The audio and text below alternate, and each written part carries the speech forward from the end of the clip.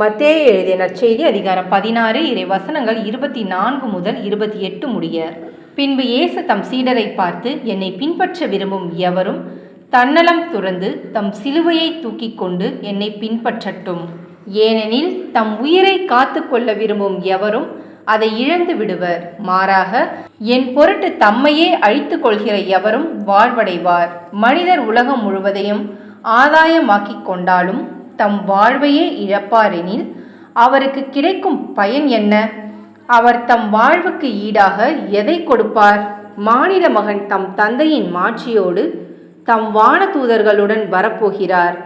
அப்பொழுது ஒவ்வொருவருக்கும் அவரவர் செயலுக்கேற்ப கைமாறி அளிப்பார். நான் உறுதியாக உங்களுக்கு சொல்கிறேன், இங்கே இருப்பவருள் சிலர் மானிட மகனது ஆட்சி வருவதை காண்பதற்கு முன் சாக மாட்டார் என்றார். இது கிறிஸ்துவின் நற்செய்தி. கிறிஸ்துவே உமக்கு புகழ்.